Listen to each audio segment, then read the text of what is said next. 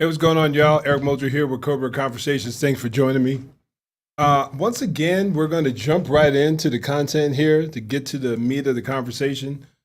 In today's video, I'm going to be discussing the recent June 10th, to be exact, shooting of Christian Glass. I'm going to be going through some of the details.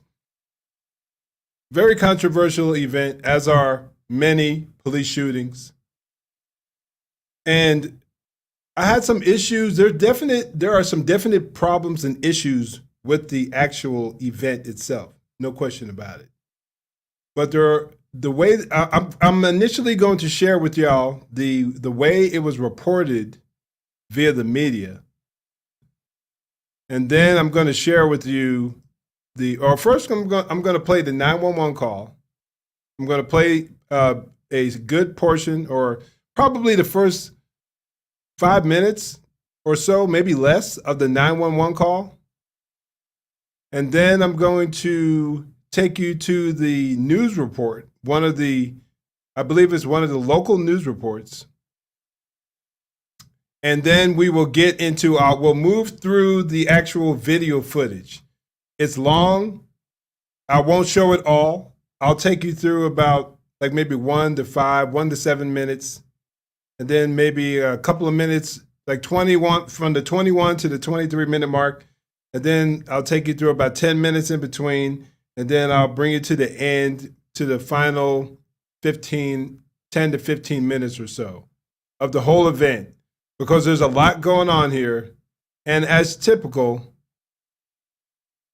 we won't get the whole story if all we do is just listen to the media report. If that's all we do, we will not get the full story.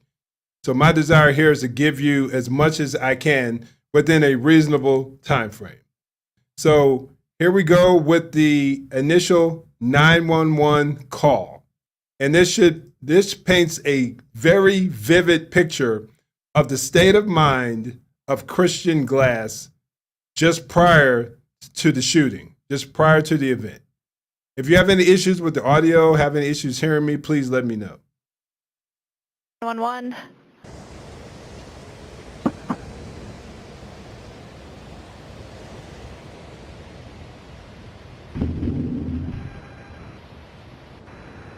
Hello?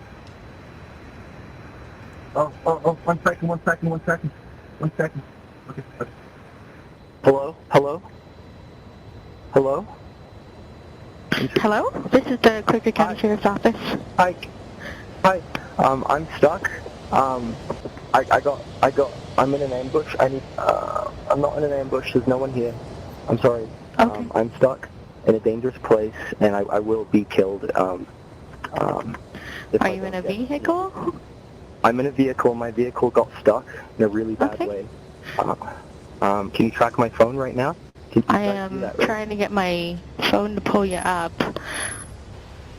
Hey, I need immediate assistance, please. Okay, yeah. Appreciate it. What kind of vehicle are you in? My doors are locked. I'm in a 2007 Honda Pilot. I've got my protection crystal on me. I should be fine, and you will be fine if you get here or somebody else, but I will not be fine on my own. Okay, what's going on? Is there somebody there? Is there... Ma'am, there's nobody here. I had surgery a few months ago and came out of my 10 years of depression, and I've just been... Come, please help. That's not good sign. What's that beat? Okay, so you said your car was stuck? Wow, that's not a good sign. Yes, please. Okay, so your car is stuck? Yes, my car is stuck. Could you please, you're sending someone, right? You've tracked my location? I'm in it. So my car... Yeah, we have your location. So it's a bush.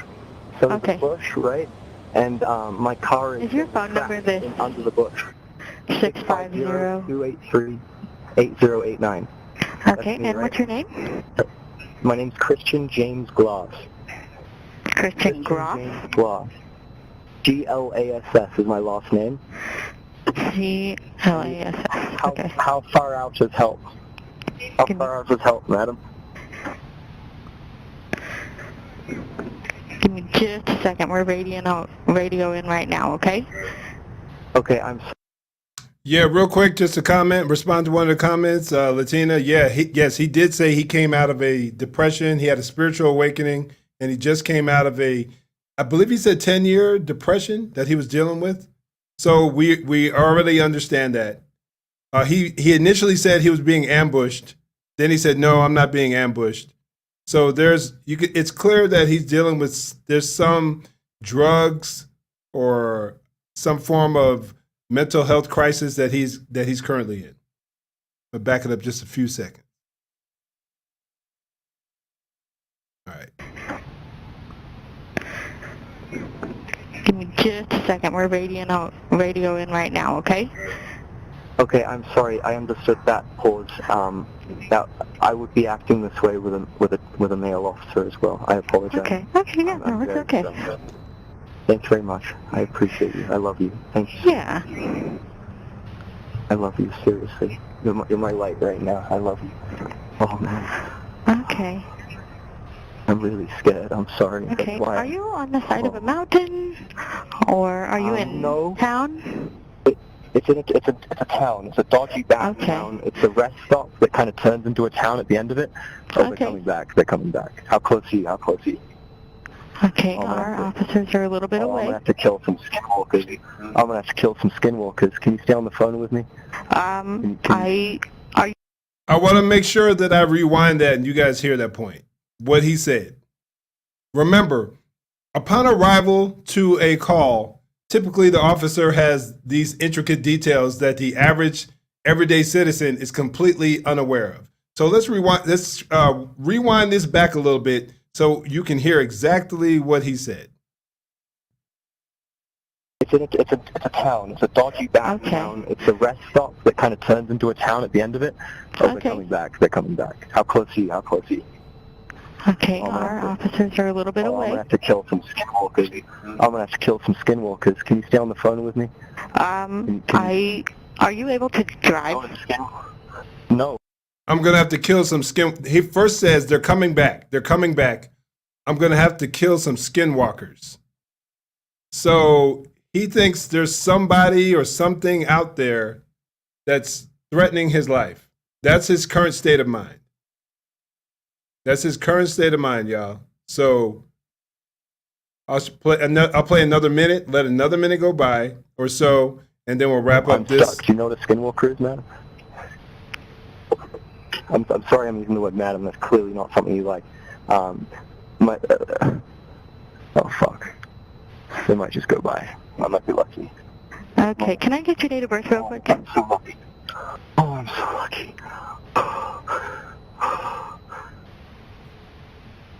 Question? I was born the 3rd day of January, 2000. Okay. Oh, I am so lucky. Get calls at this location a lot? No, not really. No? What happened just before you called? I was following...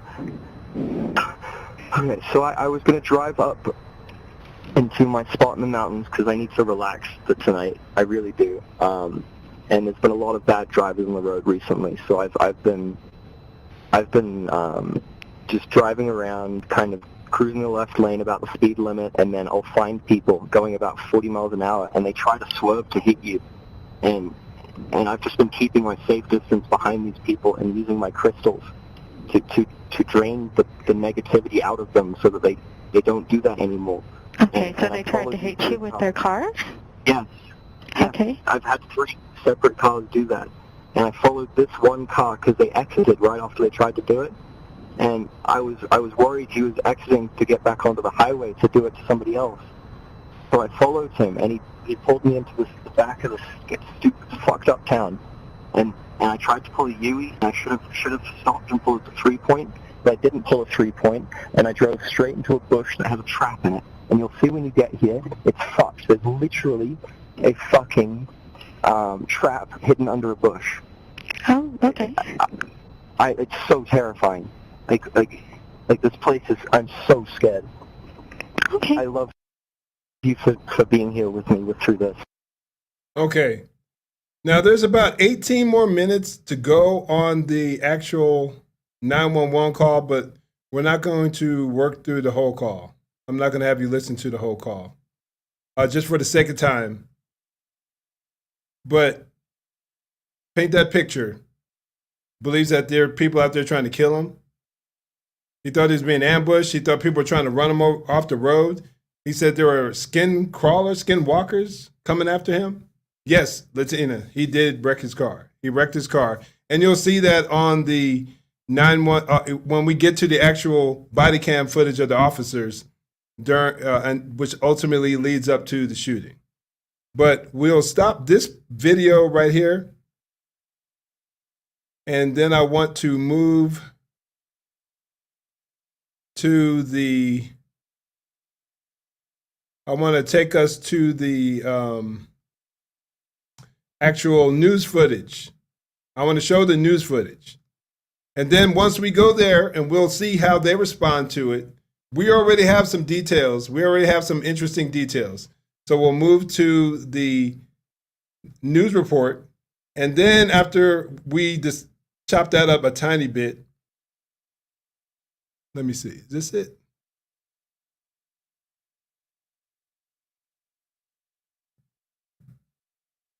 Excuse me, y'all. Give me a second here.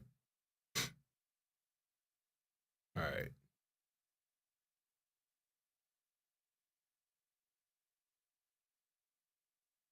Okay.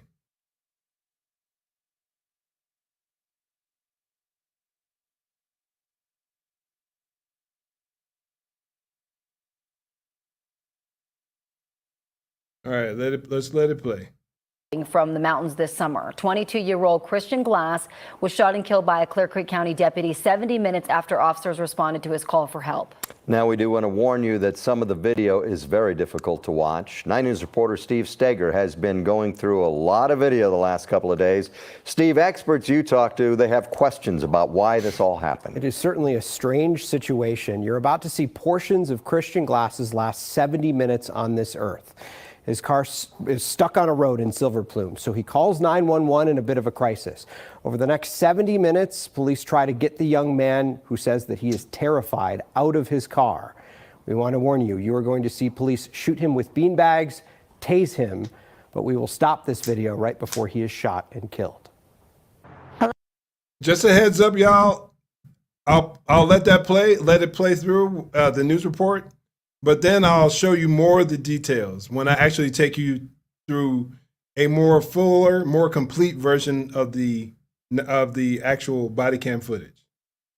Hello, 911. If you listen closely, it won't take long. I'm in a vehicle. My vehicle got stuck. Not long to realize 22-year-old Christian Glass is in the midst of a crisis, I'm stuck in a dangerous place, and I will be killed. both physically and mentally. I'm going to have to kill some skinwalkers. Can you stay on the phone with me? Are there any weapons that you're aware of? I have a weapon on me. I will throw them out the window as soon as an officer gets here. He sounded like he had some sort of a mental illness. Be advised, this party is stating that he has weapons in the vehicle with him, 2 knives, a hammer, and a rubber mallet. Keep your windows down because we're here to help you. How about you step out of the vehicle? 9 News psychologist Dr. Max Wachtel has reviewed everything we're about to show you. Going into that, the police know he's delusional, he's got a mental health issue. You already said you have weapons in the car. Okay, I'm going to pass them out. Can I throw them out? No, do not throw them out. Do not touch them. Do not reach for them. Step out of the car now. I will break the window. Step out of the car. He's got a knife in his seat right there. His seat. Okay. Step out of the fucking car now. 161 at gunpoint. That is not the way to handle it. Whether it's drugs, whether it is something organic like schizophrenia or a delusional disorder, coming at the person hard and aggressively, that is only going to make the situation worse. Just a general tactical approach is going to raise a lot of questions, of course. Ed Obayashi is a sheriff's deputy and lead trainer of use of force in California. Industry best practices in law enforcement, we recommend that officers just leave the scene, walk away from this scenario. But these deputies didn't. Okay, let me stop that right there. I really wanted to respond. There's more I want to respond to, but that right there, I had to stop. Now, let's look at it like this. First of all, the guys from California, and you can just see the way they deal with crime and issues down there. All you got to do is turn on any honest news station or read any balanced news report, newspaper, or website, and you'll see all the mayhem going down there and some of the ridiculous laws that they allow to go through in that state. So that should let you know something right then and there. But he said, so here you have a suspect or an individual, a citizen, who calls, he says he's in distress. They believe he might be near a mountain. He says that he is obviously, he's clearly demonstrating some mental health issues. He's clearly demonstrating that he's seeing things. He believes people are actually going to attempt to kill him. He believes that he has to kill these quote unquote skinwalkers. And this guy right here said the best bet would be for the officers to leave once they see the situation where he's not being compliant. In what world does that make any sense? Someone help me out. Somebody help me out. In what world does that make any sense whatsoever? Because could you imagine the headlines? They leave, those police officers leave, and the news reporter, but these officers didn't. Like that was the rule, the hard and fast rule of how officers are supposed to respond in situations like that. That doesn't make any sense. Going back to what I was saying, imagine what the headlines would be if those officers left and he ended up thinking that somebody walking down the street was a skinwalker, as he said during the 911 call, and he killed somebody. Or if he committed suicide out of fear, or in any way put himself in any harm, man, those officers would have been excoriated in the news, and it would have been justified too, because leaving the scene of a mentally disturbed individual is not the way you handle it when they're dangerous, when they're potentially dangerous. Now, if you're dealing with an average everyday citizen who's mentally ill and they're talking to themselves and they're acting a little weird, that's a totally different situation as opposed to someone who says that he has weapons, hammer, knives, a stone, or crystal, but he's going to show it during the course of the video of the body cam footage, and I think it's pretty sizable. You don't leave that guy alone. He's disturbed and he needs help, period. So that right there just blew my mind. It just blew my mind. I'm not ignoring your comments, guys, just giving you a heads up. I want to let the video flow through, and I will go through them. I promise y'all that. Thank you. He ditched the blade. He ditched it? Yep, he threw it to the right. In fact, more officers arrived from different agencies. Hey, Christian. Over the next 60 minutes, they tried to cool things down. I see you're doing the heart thing with your hands. Look, we love you too. We just want you to be safe. Glass showed this Idaho Springs officer a heart-shaped rock he'd bought. You don't have to be shy. The marshal of the Georgetown Police Department offered to call a family member. You're not scaring me, man. I'm just worried about you. But after an hour with no movement, officers here make a decision. Hit the lock. Let's open up the door. It's time to move the night on, okay? We gotta move. If he's not going to come out, they are going to break in. Looks like Sam will be forcing entry. Now, what I'm going to do is speed up here. I'm going to show that footage in a bit more context here. I'm going to move forward to some more commentary from these quote unquote experts.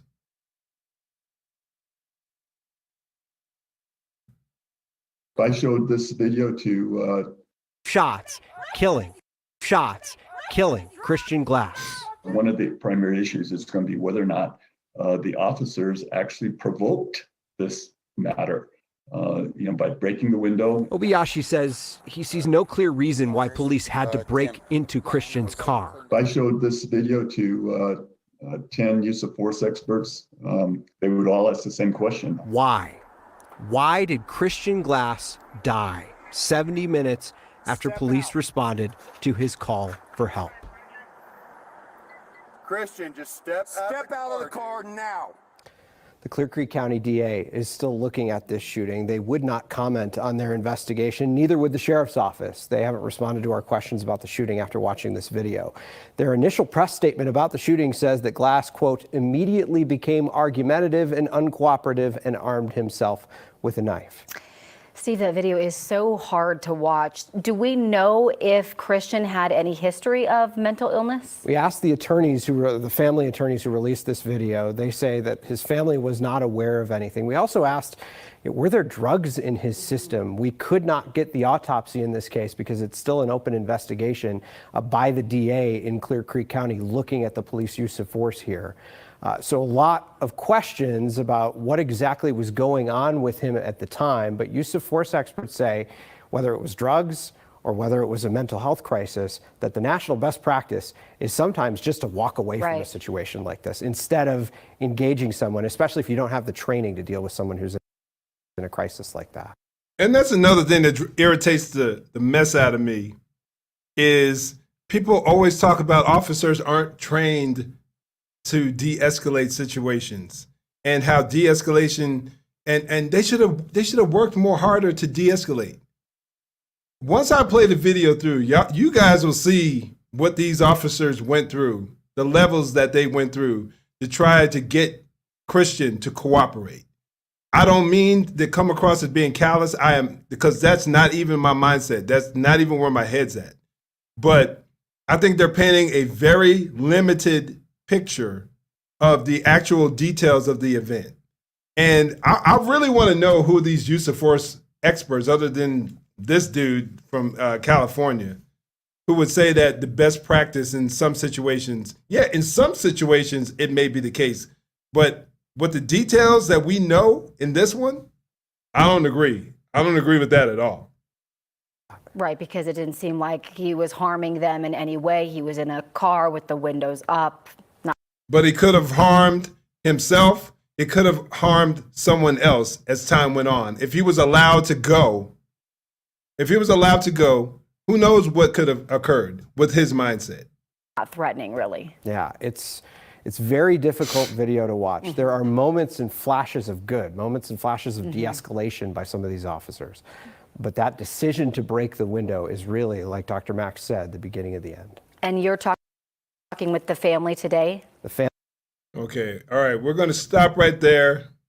And then we're going to move into the actual body cam footage. Again, I'm not going to show all of it.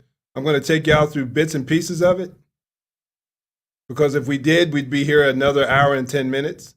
But I do definitely want to share some good portions of it to paint a better picture. Because in my mind, I have some critiques with some of the things that the officers did. No question about it. I definitely have my critiques. But I'm not exactly sure that, let me see. Yeah, I'm not exactly sure if these guys are painting the best picture of what truly went down. Okay, here we go. Pull this back to about the minute mark. Gonna be a little silence initially before the video gets started.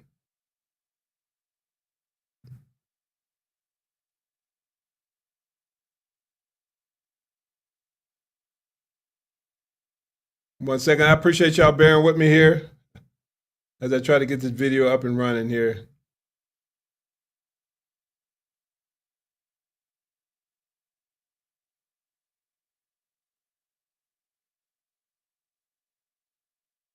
Okay, let me get rid of one of these here.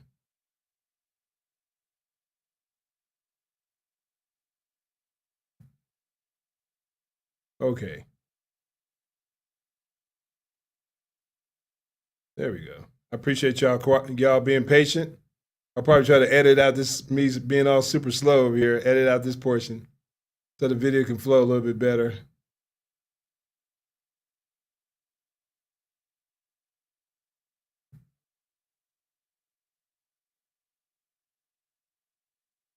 All right, here we go. I'll show probably the first 7 minutes And then we'll jump to around the 21 through 23 minute mark. So you can see how different officers responded to Christian. Here we go. Once again, a little bit of silence as they work through the, body cams usually just take at least 30 seconds to fire up. Well, keep your windows down because we're here to help you. How about you step out of the vehicle? Step out of the car. Hey, dude, we're Edward Queen 676. And it's going to be a property damage crash. What's your name? Christian, I'm Tim. Dude, we need you to step out to figure out what's going on, okay? No, dude. We're not going to shoot you, but we need you to come here. Do you need medical? Do you need medical, brother? Well, you said paramedic. You said you want a paramedic, so do you want medical? I don't either. Go get your sticks in case this goes mobile. You got him for a second? Yeah. Stop. Take the keys out of the car. Take the keys out of the ignition now. Take the keys out of the ignition. Put them on the dash. Step out of the car. Step out of the car.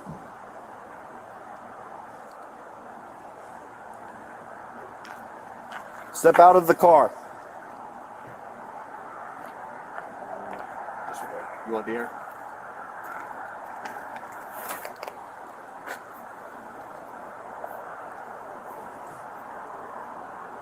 Come out and talk to us. Come on, dude, we're here to help. We're here to help. Come on, bud. Please push me out, ram me out, and I'll follow you to a police station.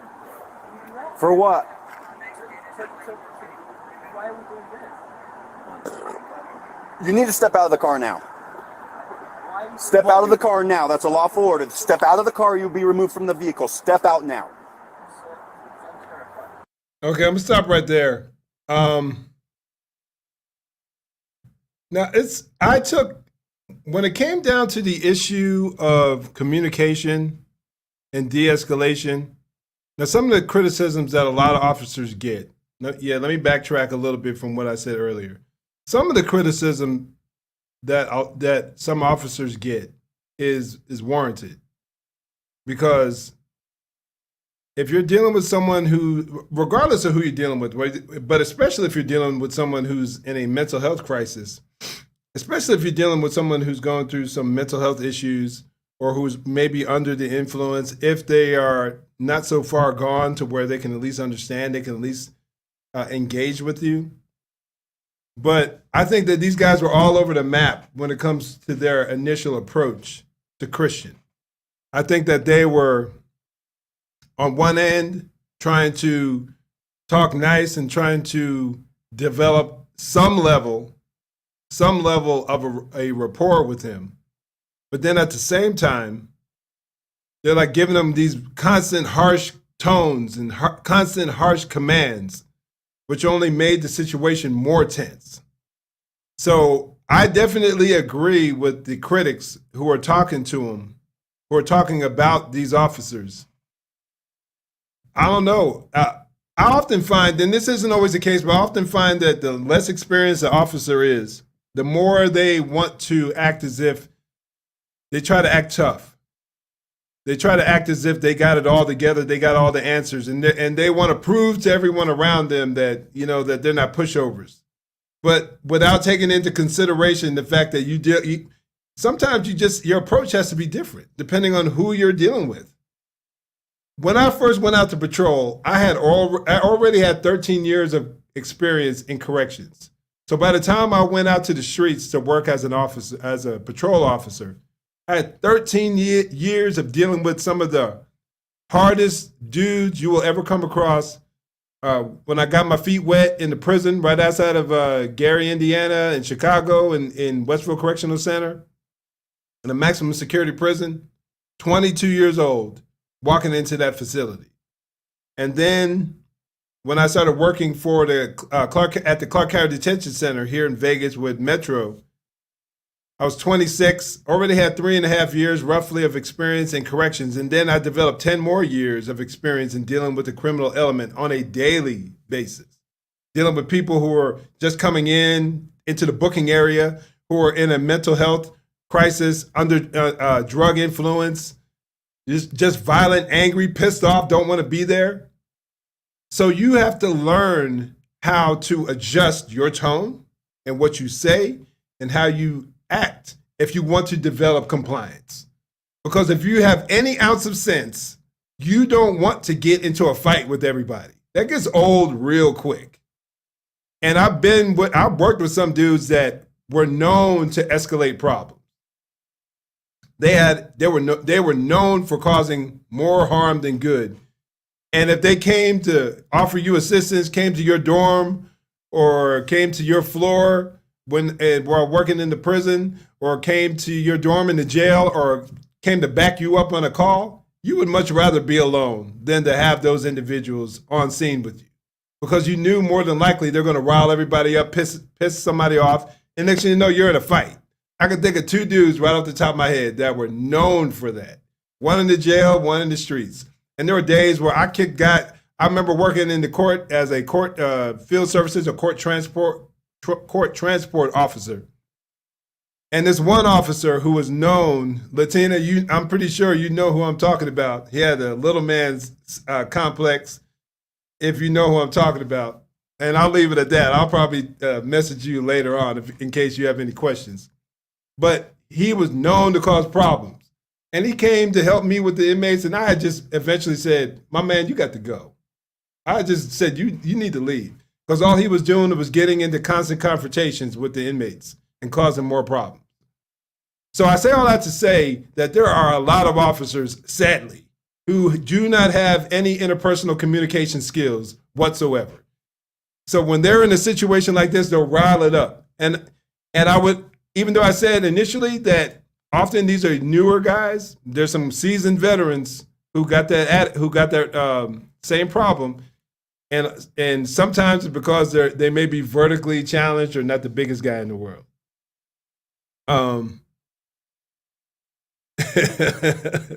Latina in the comments knows who I'm talking about. So let's let the video proceed, y'all. I'm sorry to go on that little tirade there, but just listen. We'll listen to them for a couple more minutes. As a matter of fact, I'm going to move it up to about 21 minutes, to the 21-minute mark when another officer shows up. And just listen to her, how she communicates. You saw a little bit of her in the first news report that I showed you, but just listen to the way that she is seeking to communicate with Christian. And then we'll listen to her for a couple more minutes, and then I think a supervisor or a more senior officer shows up. And we're talking light years difference in their ability to communicate compared to these guys who initially showed up. Yeah, I got you. Will he roll down the window? No, probably not. I mean, you could try, right? So they were trying to get him to cooperate for about 20 minutes. Christian? Will you talk to me? What can you tell me about what's going on? We're trying to help you out. Okay, I see that. I see you're being cooperative. So, you know, the best way that you can help us out is just, you know, by putting away anything that you may have on you, and then allowing us to talk to you outside of the vehicle. That would be the best situation for all of us right now. You know, I see you're doing the heart thing with your hands. Look, we love you too. We just want you to be safe.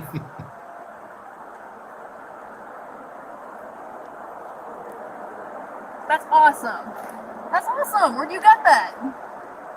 You know, it's really sad knowing how this video ends. It's really heartbreaking because I don't think that he had any ill will. Dude was just gone mentally.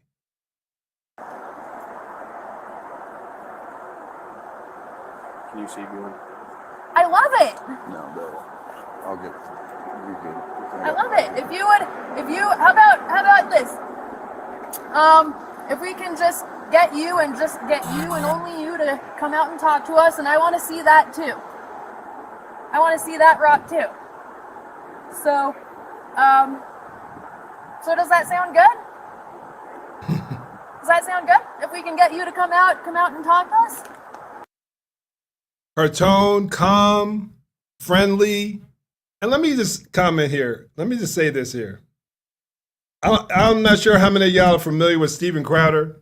He's a conservative speaker. I listen to him pretty regularly, and I agree with most of what he says. And he has a video out that just came out yesterday, if I'm not mistaken. And he talks about female cops. And he talks about, because there's one situation that I plan on making a video on recently or real soon. Hopefully it'll be out this week. There's an incident where this female officer gets into a physical confrontation, physical fight with a suspect, uncooperative suspect, and a citizen has to come along and help her. And he argues that due to the physical differences that are real, that truly exist between male and females, he's not a fan, he's not an advocate, he's not a supporter of female officers in law enforcement. Now, I do understand to some degree what he's saying when it comes to the physical differences, and I think that that if an officer takes her training seriously, that there's a lot that they can do to close that gap. But there's something to be said about situations like this right here. Because I've seen it on more occasions than I could think of, that my presence might cause someone to be angry or uncooperative, but a female officer shows up, and this isn't always the case. Once again, some people are just too far gone. But I've seen on many occasions where a female officer shows up and they totally change the tone. It could be just that this guy may have a greater respect for women. It could be it could have been raised in a single parent home where he has a deep amount of respect for women. And if you see that they're developing a rapport that's working where yours isn't, you step back and you let them do their thing. So I think differently on the situation. I've seen too many cases where women were able to have a rapport with a male or female. Sometimes women would prefer a woman who's volatile or responding dangerously, and not even to mention of doing a pat down, especially in the field. If you have a female officer who can come along and eliminate that there could be a whole allegation of some type of sexual assault or you touching them inappropriately. There are too many cases where I've seen female officers be a benefit more than I've seen them be a hindrance. But those are my thoughts. I'd love to know what y'all think. I know it's a controversial issue. I think if you're an officer, regardless of whether you're male or female, if you are physically weak and you don't do anything about it, then you need to go. That's my take on it. But if y'all want to start a nice little argument or in the comments, be my guest if you disagree with me. But let's let the video proceed here. And we will move the video up. Now, again, going back to her style, way more compassionate, way more understanding. She actually got a smile out of Christian. So now we're going to move to the 23:30 or so. Actually, I think it's a little later. I think it's around 27-minute mark where another supervisor shows up. Yes, on the 27-minute mark. Yeah, well, I think it's a supervisor or a senior officer. Might be from a different county. But just listen to him. Randy's doing pretty damn good. It seemed like it was like brief, and then he kind of just zoned back out. Kind of back and forth a little bit. Okay. He's checking the vehicle. He's getting them to at least respond to this head. He won't talk to us anymore. Okay. Christian, you don't have any guns or anything that scares us, right? Okay. You said on the phone, when you called us, you said on the phone that you had knives. Okay, are they big knives, little knives? One's a OTF. A little knife can still do plenty of harm. I've seen little knives kill people. Just a FYI. Okay. All right. No. Step back and see, because I don't know if he likes me You or don't want not. to hurt yourself, right? Props to that officer. He realized that he might have caused the Christian to be a little more tense, or Christian, and he basically said, let me back up because I don't know if he likes me or not. So that was hey, I give him props on that, because there have been times where I've done that. I know somebody ain't feeling me, and I know that my presence is only causing the scene to remain tense. And if there are enough officers around, I'll leave, or I'll just back away, and then let the ones who are making some headway with the guy or girl, let them continue to talk to her or them.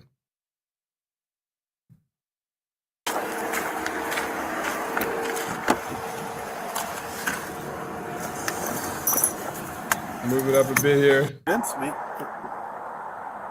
You got to convince me you know where you're at. You know what town you're in?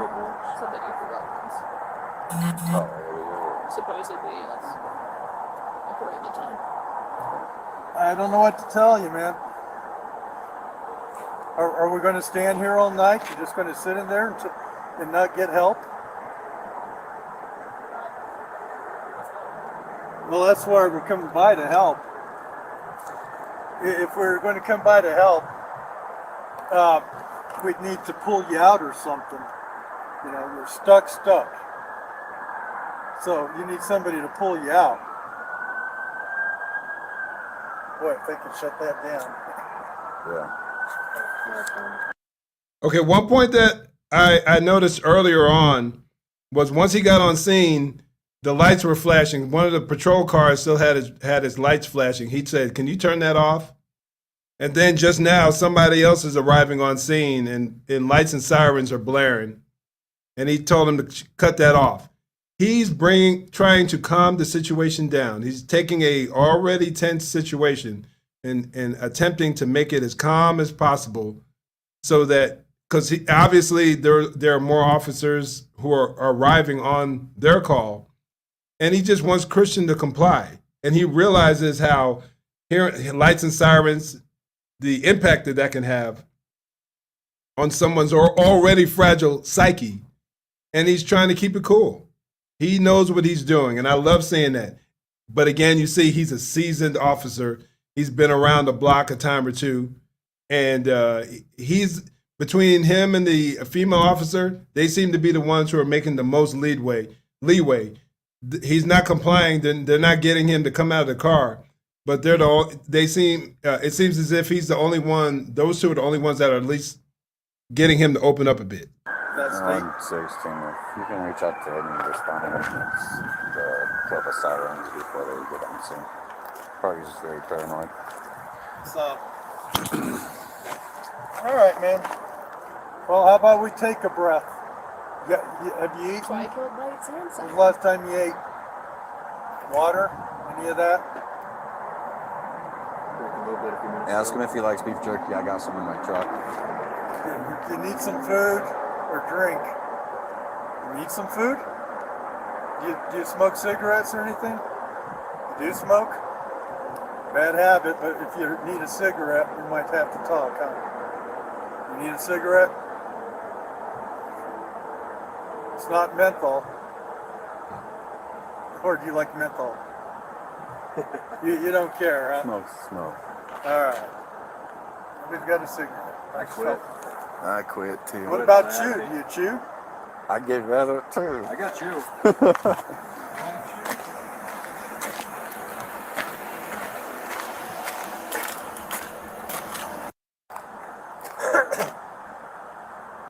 Got some more officers on the scene. They're trying to get him, anything they can do to get him to open up the door or roll down the window. They're offering him, asking him if he's hungry. Does he want a cigarette? Does he want some alcohol, anything to drink? Because you would be shocked at how often that's been helpful. I've used that on a couple of occasions. I had a guy who was trying to jump off the Stratosphere Tower here in Vegas, and we offered him some alcohol from the casino, and we offered him a cigarette. And we just, everything we offered him, he just took one step closer until we were able to tackle him and take him down and get him the help he needed. But these are things that just often go unseen. Now, once again, like I said, their initial officers who arrived on scene, they didn't do a great job. And who knows, that could have set the precedence from that point on to where he wasn't going to be willing to cooperate. Or he could have just been unwilling to cooperate from the get-go, but we'll never know, sadly. So, but it doesn't work, and we're going to move the video up. You're going to have more people arrive on scene. I'm going to move up to about the 50-minute mark here.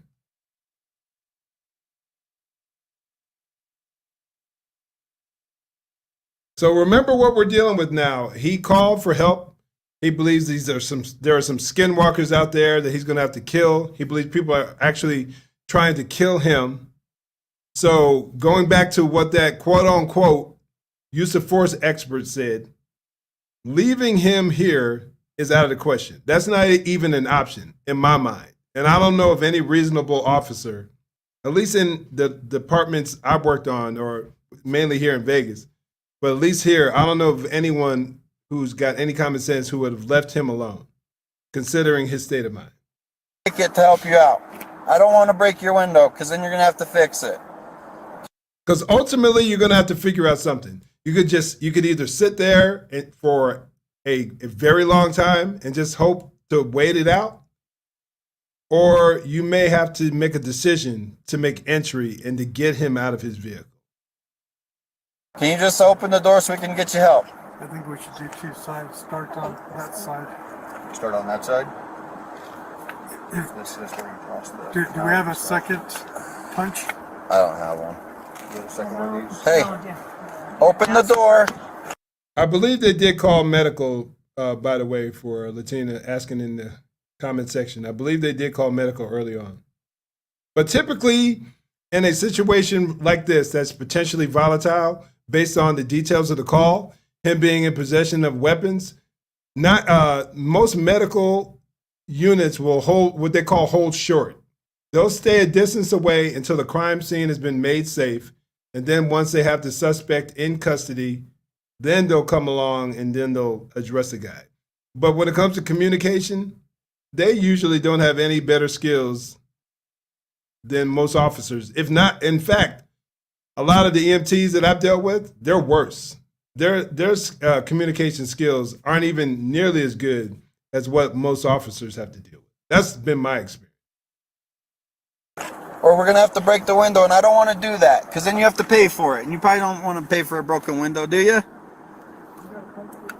Open the door so we don't have to break your window. Your phone's ringing? Is it ringing? What's he fucking reaching? I don't know. You think his phone? I mean, state's got hands.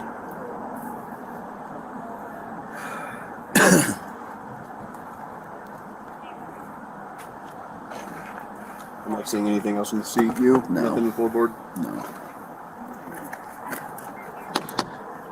Hey, I really don't want to have to break your window, man. Hopefully his phone, but if we're gonna go, now might be the freaking time. Yeah. While he's But like unless that, he's retrieving a knife again. and that's what I'm worried about too. He comes back. Hey, Come on out and talk to us. hey, open the door. Boy, he's stoned. Something. Come on. Come on out. Gold's already given us authorization. We're just trying everything we can. Double check. Let's say 5116. Now you have a fast pop in this window.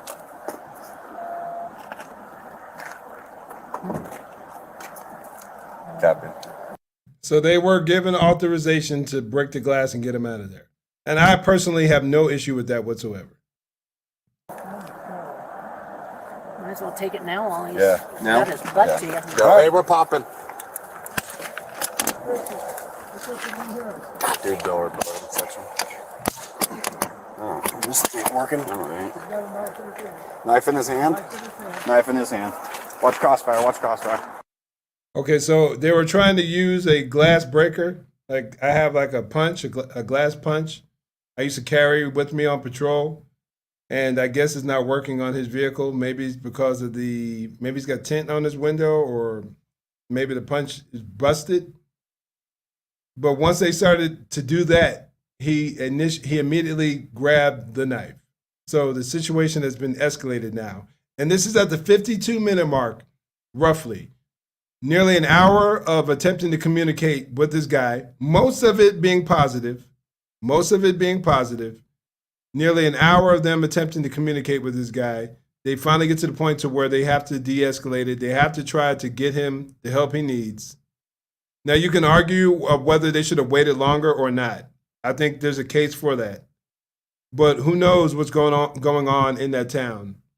I'm not sure exactly where it was, but could there have been other calls that need to be addressed that are waiting? And you have to de-escalate. And when I say de-escalate, I'm talking about make this call come to an end, deal with this individual, get them in custody so they can get the help they need, and then be able to move on and help other people. I don't know. Like I said, there's an argument that could be made for that, but personally, I don't see any issue with what they're doing so far. You guys want to come on this side? We got two over there still. Do we just want to pop this now? Yeah. Let's grab a left. You want it Taylor or Shoddy? Yeah. I'll be right back. I believe he's going to get the low lethal, which typically shoots beanbags, and then you can potentially breach the window.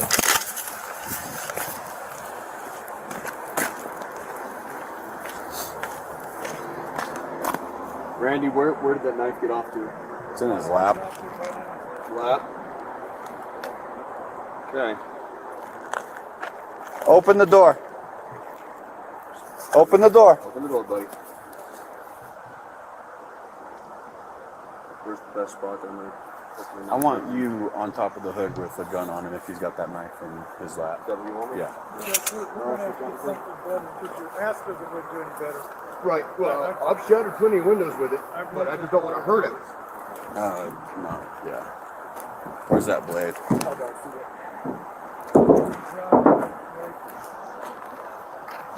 Has he got it in his lap? Baton in the right door too. I can see it. He has a baton in the right door? Okay. Like a tire pumper. So a knife in his hand and a baton. Christian!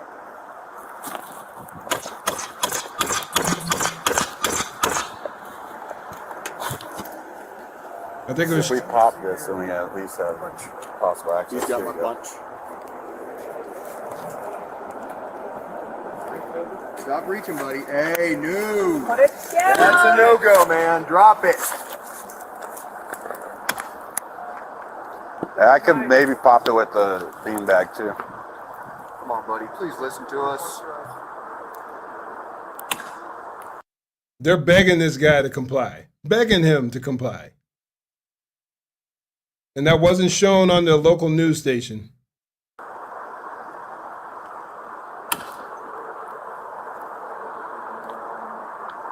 Randy, you got an asp on you?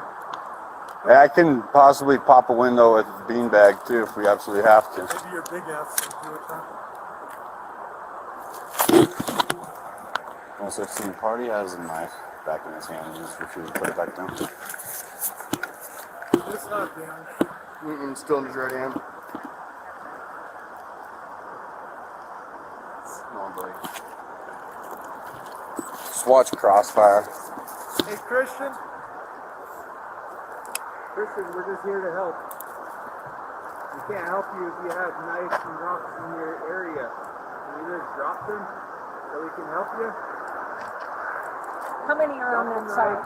Two. Trooper's at back door, yeah. Still attempting to de-escalate.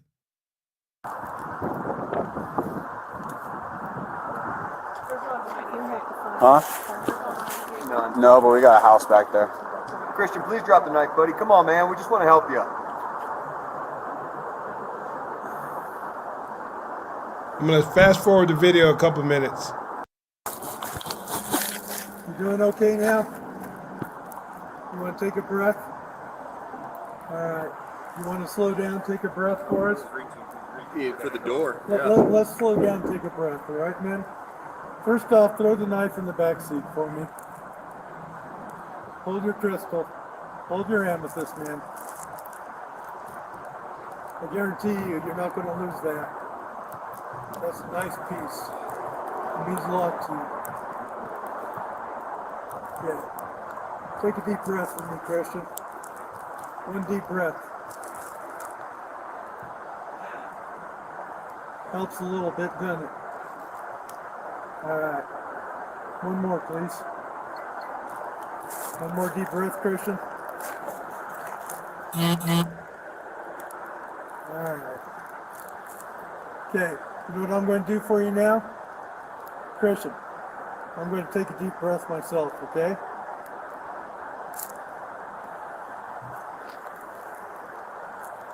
We're going to take one more.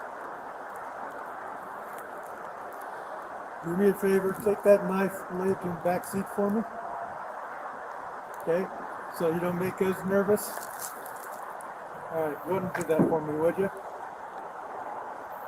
Go and do it, Christian.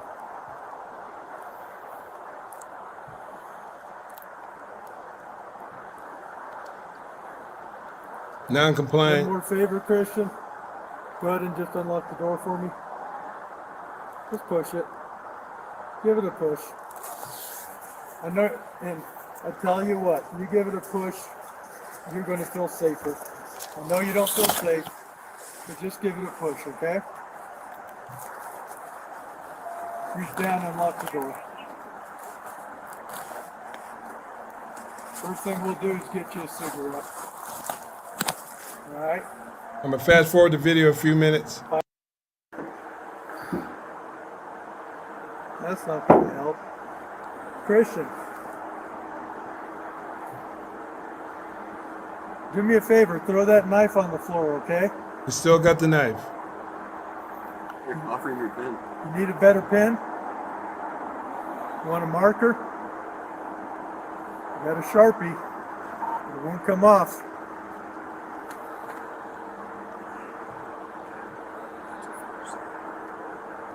Or you want some paper? I fast forwarded a few more minutes. Yes, man, just info for the medics. There is an empty pill bottle unknown in the car, and party is kind of starting to go nodding and out. Did you see that, bro? You saw an empty pill bottle in the deal? Yeah. Yeah. Christian, If you go over there and look down at the bottom of his right will you leg. come out and talk to me? Will you come out and talk to me? Come on. We need you to talk to us, okay? No. What's going on? No. Be way too I hard. know you got peace. Peace in your heart. Huh? But come on. Come talk to us, dude. This should be a stark reminder, and this is something that I talk about all the time on my channel. The fact that what you get in a 2-minute, or in this case, a 6-minute news clip, typically doesn't tell the entire story. There's some elements of it that were factual, but we're almost at the end of this entire event. And the vast majority of the time, these officers are doing as good a job as anybody possibly could, to try to get him to cooperate. It doesn't tell the whole story. And I know they don't always they don't have an hour to show all of the footage, but you have to paint a really good picture. That news reporter, he didn't beat the cops up completely, but I still don't think that he painted the best possible picture. He said there's some good in it, there's some bad. Yeah, I agree. But he should have been, the officers spent the good portion of an hour, over an hour, trying to attempt to get him to cooperate. Having multiple officers speak to Christian in order to gain compliance. And some were more successful than others. But ultimately, they made the decision to get him the help he needed, and they realized that they would have to find their way, they would have to make their way into his vehicle. No, because in my Video's almost done, a few more minutes. side window. It's like the same as a windshield. Cover him with glass.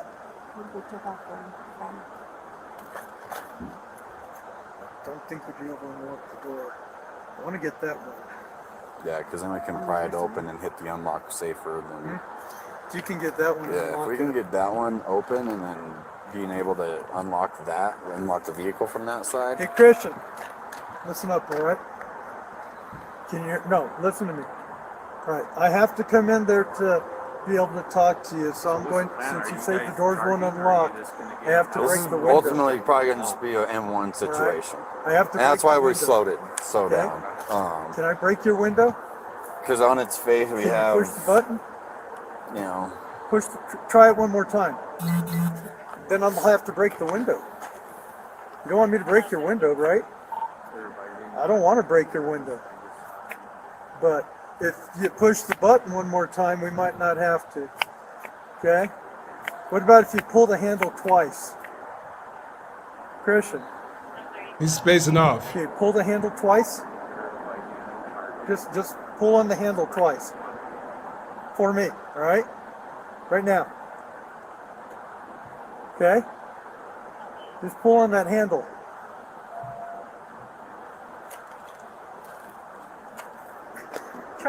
Try it again, okay? Try it again, see if we can get you out, okay? One more time. Pull on the handle, man. Come on, Christian. Do us a favor, okay? Try that one more time. You can do it.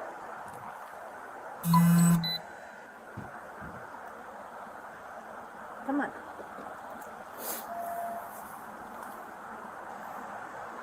Come on, dude. Hit the lock. Let's open up the door. It's time to move the night on, okay? We gotta move.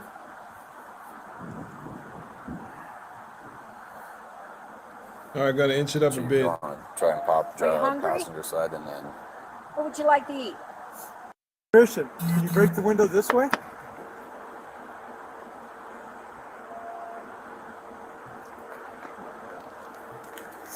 Yeah, if you want to try and pop that side to get this side unlocked. That'll work, I think. Yeah.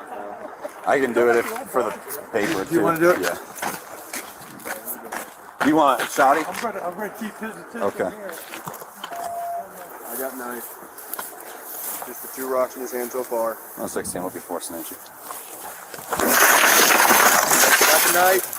Drop Knife. it, buddy. Watch out. Watch crossfire. Watch crossfire. Trooper on me. On me. On me. Drop that knife. Christian. Drop the fucking knife! Please drop the knife, Christian. It's in his fucking hand, Chief. Okay. Taser from over there. Christian, right here. Look at this. Feeling you still got beanbag? Yep. Get that knife out of his fucking hand.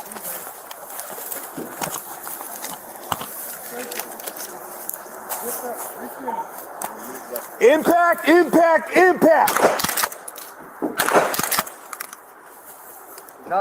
Just so for anyone who doesn't know, those are low lethal beanbag rounds. Low lethal beanbag rounds that are impact tools. They hit you. They don't feel good, and most of the time they get people to comply, unless they're under the influence or extremely mentally ill. Not dropping it. Drop the knife, Christian! Drop the knife! Jason. In the back. Don't do it, Christian! Don't do it! Drop the knife! Drop the knife! Drop that knife! Someone tase his ass! Someone tase him! He got it. He still got it.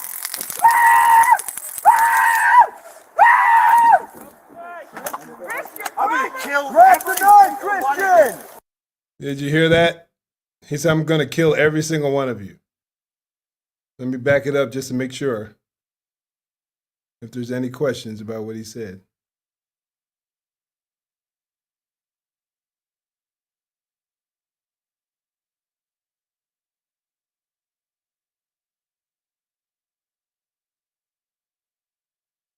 Hold on one second. Impact! Impact! Impact! Someone tase him. You got it. You still got it.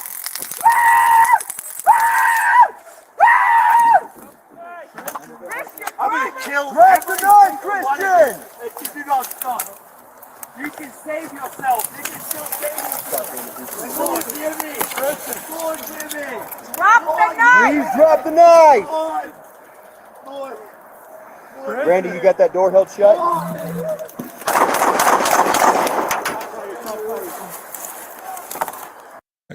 If I'm not mistaken, when you listen to the, there's I guess the interview, or when you see the whole footage, the older officer there or supervisor who was having the best rapport with Christian said that he was once, after they tased him, and I guess I'm not sure if he tried to reach in or whatever to unlock the door, but Christian started swinging his knife and then they fired on him. Tragic, no doubt about it. No doubt about it. But let me share one last piece here with y'all.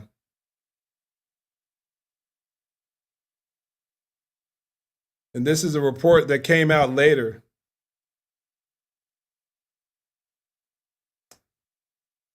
Breaking down what happened. A news report that came out later. Hopefully y'all can see that. Let me make it a little bigger.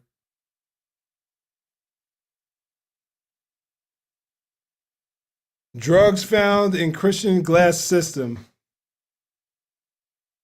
after he was shot by Clearwater Sheriff's deputies. Let me read some of the details to you.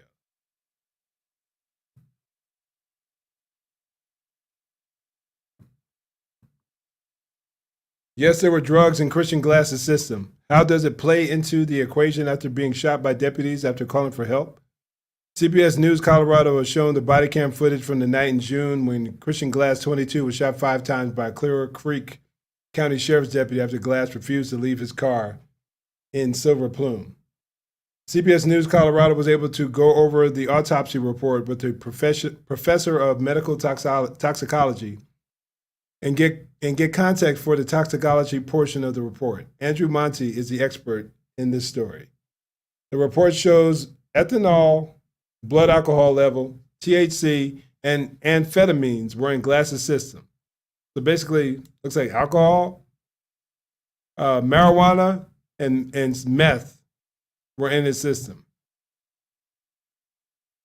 Monte is quick to dismiss the alcohol as irrelevant. I disagree because alcohol can have a tendency to let people's inhibitions down and cause them to act in ways that they typically wouldn't if they weren't under the influence.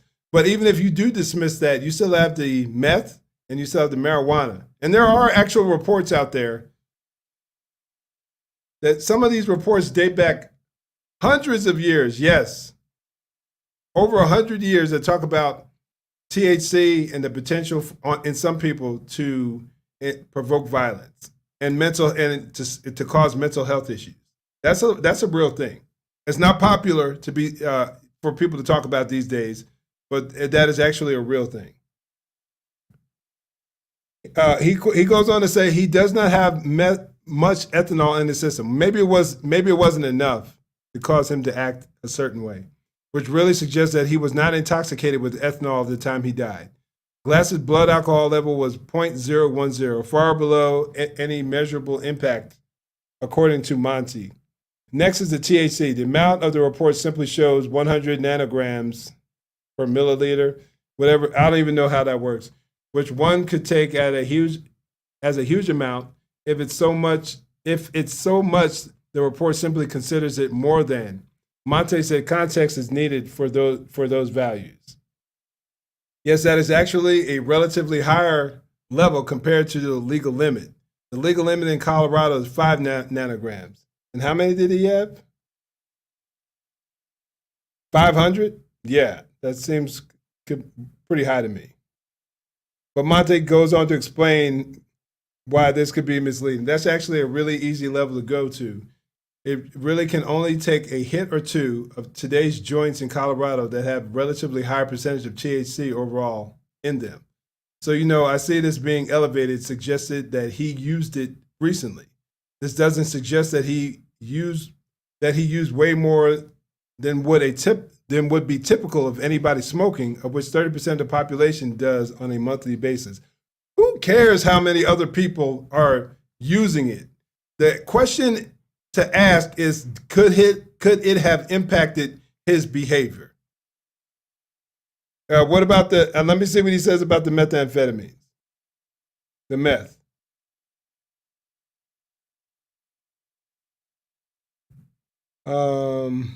He's still talking about cannabis, still talking about the weed.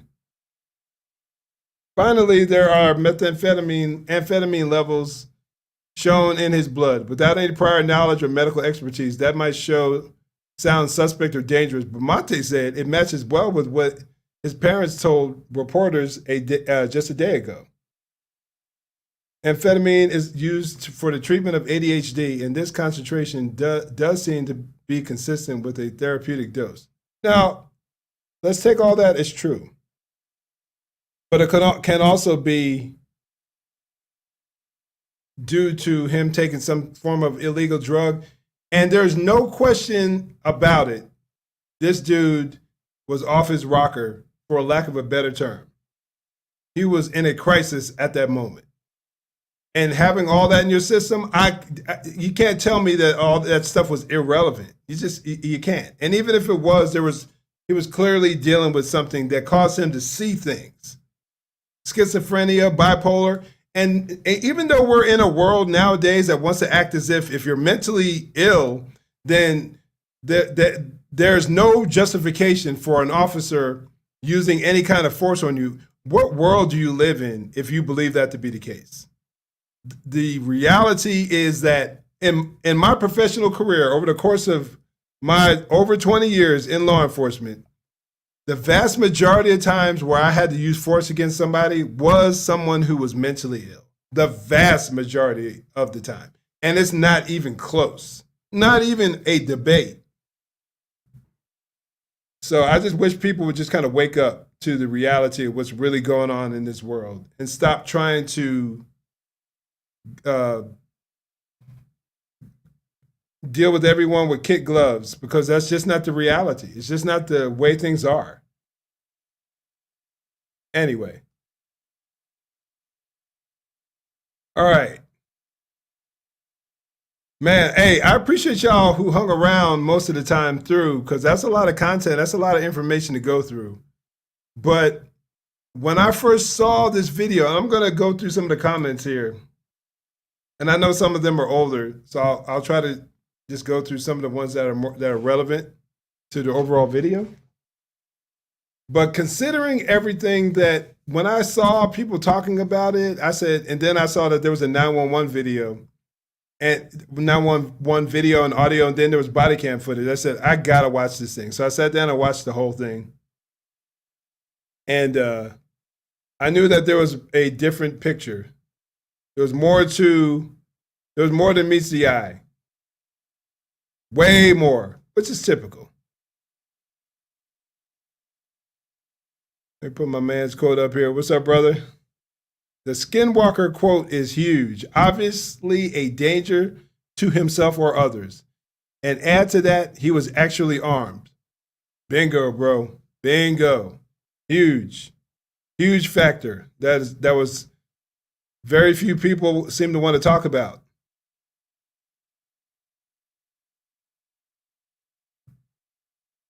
Yeah, Latina was responding to the quote unquote, and I'm saying in quotes because that dude is no expert to me. That so-called use of force expert. You can't walk away from that situation. Not at all. Yeah, brother, go figure. A California expert would say leave an armed man in a 2,000-pound vehicle who is a danger to himself and others by himself. Right, man. That's exactly. In what world, man? In what world is that reasonable? Wow. What you got here, Latina? Since he refused to get out of his car, technically, wasn't he barricaded? Wasn't he a barricaded suspect at that point? Yeah, pretty much. And who knows? Maybe they didn't have a SWAT team I think as I've watched this video a couple of times now, we have to remember that officers don't have the benefit of hindsight. But an option might have been for them to pepper spray him. That might have been an option. Pepper spray him, incapacitate him so he can't really see what's going on, and maybe you can gain his compliance that way. It just popped into my head while I was watching the video. That might have worked. Maybe so, maybe not. But hindsight is 2020, and those officers don't have that option. Per Graham versus Connor and Tennessee versus Garner, people realize, the Supreme Court realized that officers don't have the benefit of hindsight. We can sit back and Monday morning quarterback, and my channel is built around that.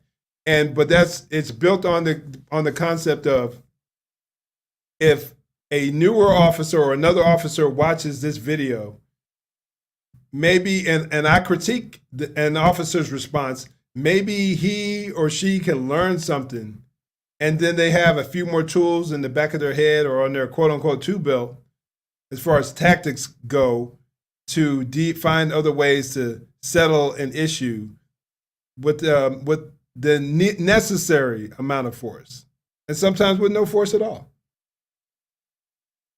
The expert 10 out of 10 spent the bare minimum amount of time on patrol and climbed ranks to stay behind the desk with shiny ranks for his career. I wouldn't doubt it, bro. I would not doubt it.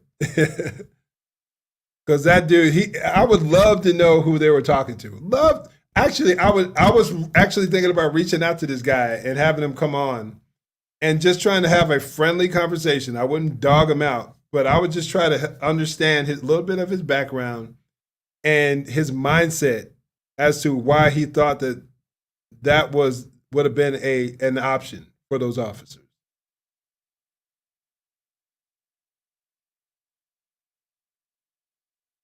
One officer should have developed a rapport, right? When we're talking about those officers who initially arrived, there was a lot of back and forth. And if someone is not all there mentally, having too many people talk to them can be confusing. It can be confusing for anyone in a police situation, a situation where you have officers there with guns in their hand. And I'm not saying that they weren't justified, because he did have a knife on him, and it would take him 2 seconds to pop that door and be out of that car. Not even 2 seconds. So I think they were completely justified. But there are still things, but it would have been better to have had one officer try to communicate. Unless you hear the other guy is talking and he's really not making any headway with the guy, maybe you want to chime in and say, and it seemed you might have gotten a little bit of that. The one officer whose body cam wasn't shown, he seemed at times to be the better communicator. Not all the time, but at moments, he seemed to be the better communicator.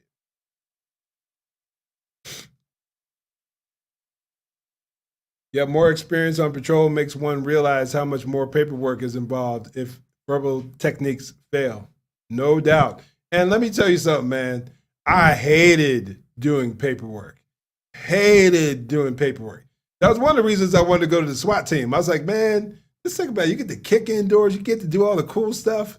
And then the way our department had it, the supervisor would have to do most of the paperwork. And most of that would be if you were deployed, if it was a search warrant or a HRT, hostage rescue situation, or barricade, yeah, you might have to do some. But the vast majority of the time, the paperwork you had to do might have been the use of force. That's it. All the other stuff was done by somebody else. I said, man, that is heaven to me. You get to do all the cool stuff, all the blowing stuff up, breaching doors, making entry, taking suspects down, and then you get to leave. I was like, that's the best. Those are the best parts of being on patrol. I hated paperwork. That's why I do video and don't write. I write sometime, but my writing's not the greatest. All right, let me see here. He sure used to get, talking about our boy. I should throw out some, no, I'm not gonna do that. Somebody might be listening. Last initial, I'll say the last initial, B. I'll leave it at that. Alejandro, my brother, how you doing, my man? God bless you too. Good to see you. Thanks for stopping in. All right. Makes me wonder if she could have asked him to show her the rock up close, like let her touch the rock. Maybe he would have come out of the car. Now the rock thing is I'm a little not too sure about that. I understand how she was asking him to bring it out, but I was watching that. I was like, that could easily be a weapon. That rock could crack somebody's skull in a heartbeat. So, but I understand trying to use that as maybe a kind of like a bargaining chip or something along those lines. I understand that, but you still have something that could cause some significant bodily harm. Now, I think Latina's commenting on my comment on the police and different people's perspective. Physical differences, yeah, but you have to train hard. Absolutely. And that's on both sides. That's on both sides. If anybody, and Latina, you knew me, especially as the years went on, before I went out to the streets, my mindset when it came down to training, but I went through like a radical transformation over the years. And I became almost obsessive with training. Even to this day, honestly, I still try to push pretty hard and keep myself as sharp as possible. This coming year, I plan on getting into some really cool training just to keep those skills sharp. I realize it's been 8 years since I've retired.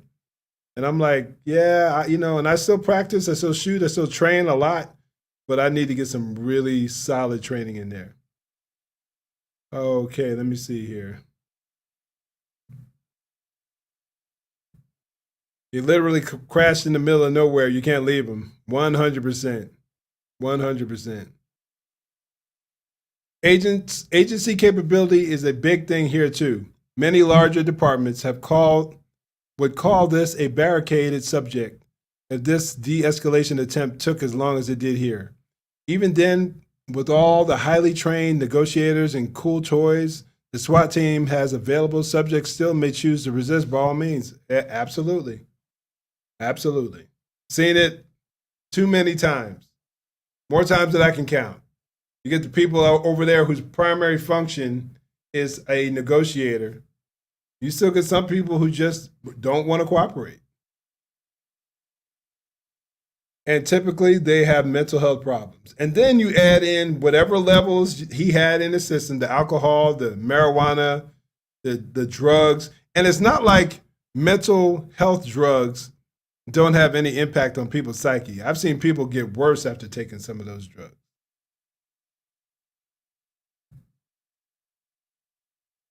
Anything that alters your decision, your ability to make a decision definitely can't be ignored, right? But this guy is trying to pretty much act like that toxicologist was trying to act as if everything was irrelevant.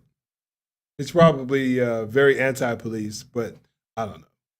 That said, pumping that car full of gas may be an incentive to get old boy out of the car and get him to give up. Right. Or out of the car to commit suicide by cop. Good point. Most everyday people don't realize this. Small town, often less capability. Context situations are so diverse and so different. No two situations are the same. Preach, brother. Preach. Yeah, it's like you just don't know in some situations, you just don't know until you actually try and see how this situation plays out. Bust out the pepper spray, hose him down. Take a step back. Take a step back, hose him down, take a step back. Let that pepper spray do its magic. And let me tell y'all something. If you ain't never been pepper sprayed, it is nasty. My goodness. I'd rather get tased. I'd rather do the gas chamber in the Army again, honestly, than be pepper sprayed.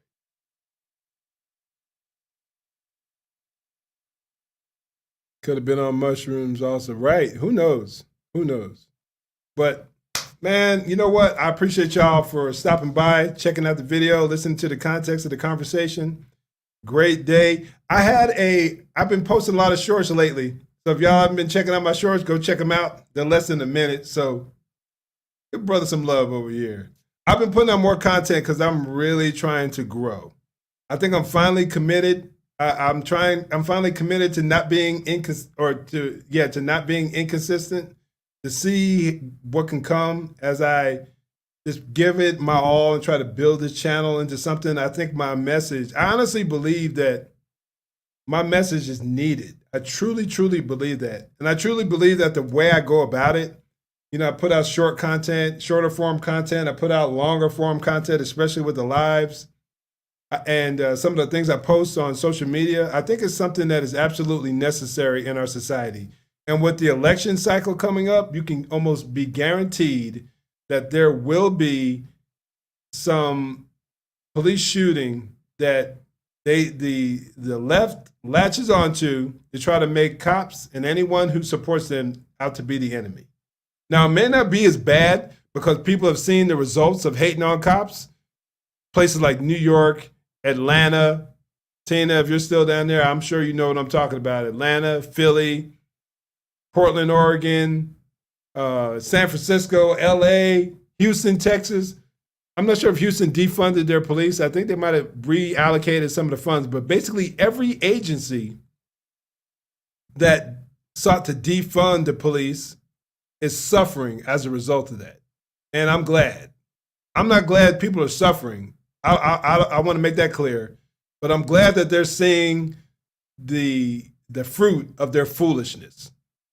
I'm glad they're seeing that, because common sense should have told them that was a completely irrational and ignorant and stupid move to make. But now you're seeing lives are being lost. And did you hear about Starbucks closing dozens of stores across the nation? Why? Because of crime. Can't make this stuff up, y'all. Can't make this stuff up. Are you visiting, Tina, in Baltimore, or is that where you're at? Is that where you're staying? Let me know. You don't have to answer here if you don't want to.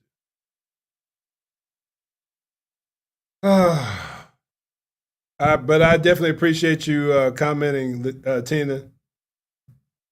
Yeah, I truly agree. I truly believe that. I truly believe that what I'm trying to do here can save people's lives. I have some work. I've been working on a couple of projects that should be out here in the next week, Lord willing, that I think can truly impact people on a even broader scale potentially. So stick around for that.